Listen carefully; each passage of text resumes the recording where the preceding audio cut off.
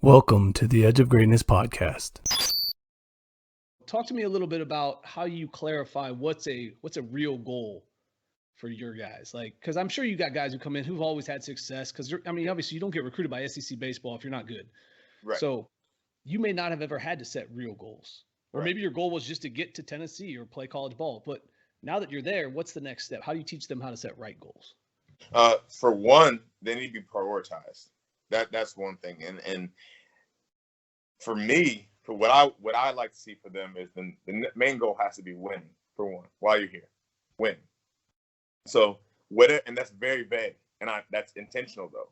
That's intentional because then when you keep that vague as the team goal. If the team goal is to win and you want to do whatever it takes to win, okay, that might be lay down a sack bunt. That might be move a runner over. Okay, that's gonna vary depending on the situation, right? So then once we have the team goal, that has to be the operative goal to win, and that starts at the top from Coach Tony Vitello all the way, Coach Anderson, Coach Elander, everybody on down, Coach Ross Kivett, Chad Zerka, everybody on down. Winning is the ultimate goal. If it's not going to help us win, we're not going to do it. Fact, blunt. That's the most blunt thing I've ever said. And you know me, I'm very blunt anyway. But if it's not going to help us win, we're not going to do it. That's how, for my training, how I program. They're going to help us win. And in order to help us win, what do we got to do? Develop. Get these guys. That's the second one, to get these guys better. And so that's the individual part. So then once you get with these guys and find out what their individual goals need to, or individual, things they need to fix, work on, objectives, then, okay, what are the goals that are going to help the team win, for one? Then we go on to the individual goals. And that's where it's okay to be, I call it good selfish goals. Sorry, everybody wants to be good selfish. As long as it can be under the umbrella of the team goals, that's fine. Everybody wants to have the, first team SEC, whatever you want to be, first rounder, whatever they may have you. And keeping those realistic. Knowing thyself is huge.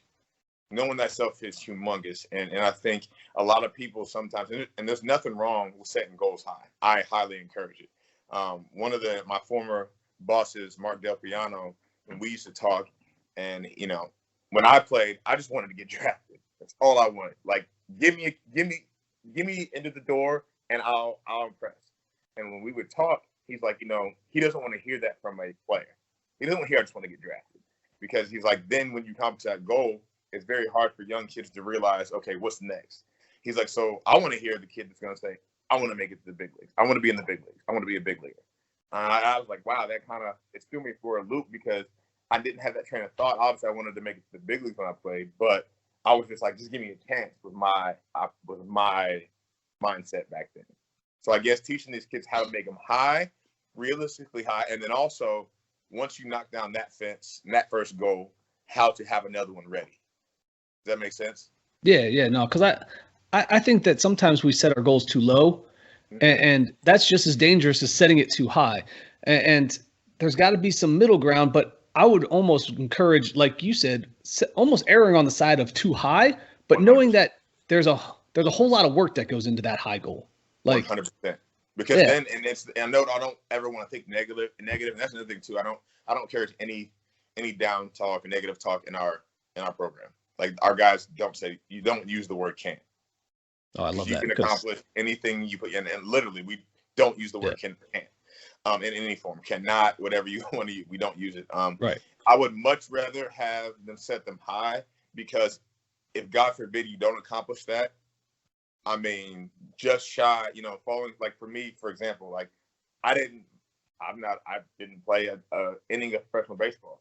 I think I'm relatively, depends on what your definition is of successful. I think I've accomplished a lot of my other goals.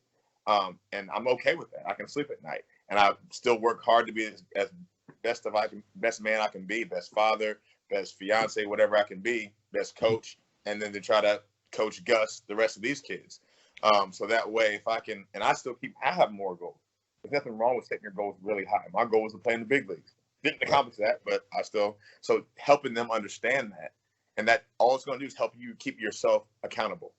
Mm-hmm. And so helping them understand that, I think, is one thing that helps me help them.